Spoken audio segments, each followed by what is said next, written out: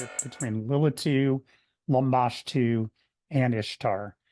Some of the information in this presentation you'll have seen before, but I put it together in a certain way to bring out these relationships. So let's get started. So first, the Dim-Me goddess demons. The Sumerian god list called Anu Anum is a cuneiform list from the Assyrian period that lists all deities with their Sumerian and Assyrian names. The full list is difficult to get and costs over $250 on most sites. There are a couple of universities that have the full list for free, however. Remember that Dim-Me-Ar is gods and goddesses, Dim-Me-Er is gods, and Dim-Me-Er is goddesses. So the Sumerian word Dim-Me with an R means gods and goddesses, plural. Dim-Me.ir is gods, and Dim-Me-Er is goddesses.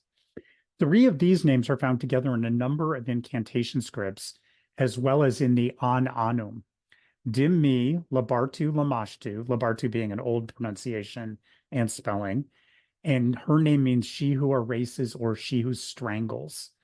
Dim-Me-Ah is Labasu, she who comes at night, and Dim-Me-Kur is Hakasu, she who seizes. In addition to this trio, there are two other goddess demons in the list with the form Dim-Me. Dim-Me-Gi, Lilitu, and Dim-Me-Hab, Abizu. Only gods and goddesses are found in this list, although some of them are also demons. Lilitu. The Sumerian name for Lilith is Dim-Me-Gi, which loosely means deity of the night. The Syrian name of Lilitu contains the syllable Lil, which means air, as in the god Enlil and his consort Ninlil. The Assyrian name is sometimes translated as she who comes by air or she who comes by wind. She was also associated with night because the syllable Lil is also related to the Semitic word Lael, which means night. There are many gods, goddesses who are also demons in Mesopotamia. The title of demon means that a being does not follow the rules of deity and do their own thing. The major deities have contracts with the major city-states, where the demon goddesses and gods do not and work with whomever they want. It is unknown who Lilitu's parents are, but at least one was a deity, or she would not have been considered a goddess. Being a goddess demon, Lilitu was not a city-based deity, but instead was engaged with the Kasapu and Kasaptu, or witches of Mesopotamia. Lamashtu.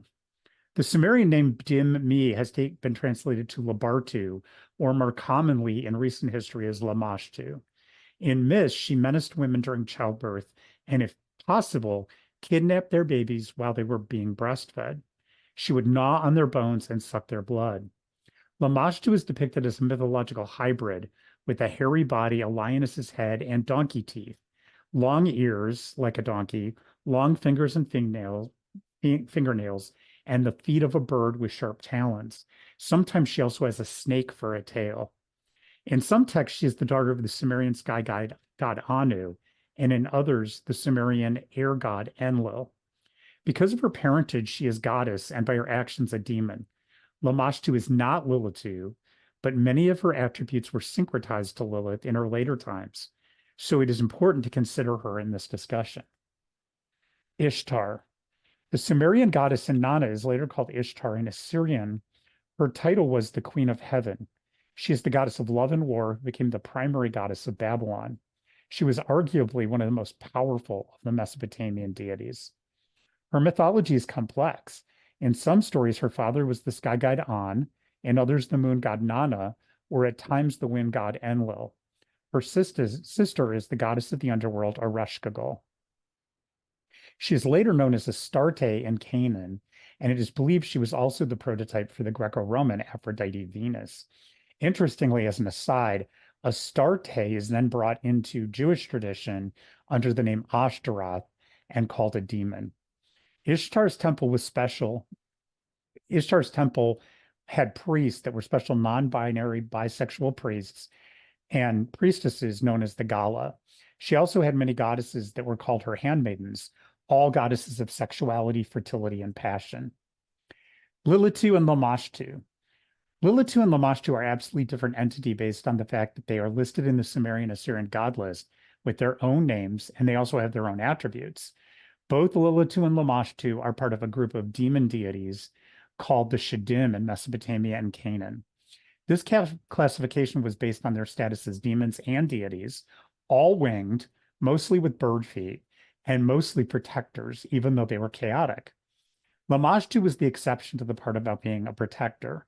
She was super chaotic, fed on babies, and tormented pregnant women. These were not attributes that Lilitu shared during her period in Mesopotamia. She was a goddess of wind, night, and sexuality. However, when Lilitu was brought into Jewish tradition, while the Jewish elite were in exile in Babylon, they combined her mythology with several other Mesopotamian goddesses, including Lamashtu. Because of this, Lilith was then deemed a baby killer and tormentor. Even though Lilitu and Lamashtu were separate beings, they became irrevocably enmeshed over the last 2 centuries as their mythology and stories were intertwined.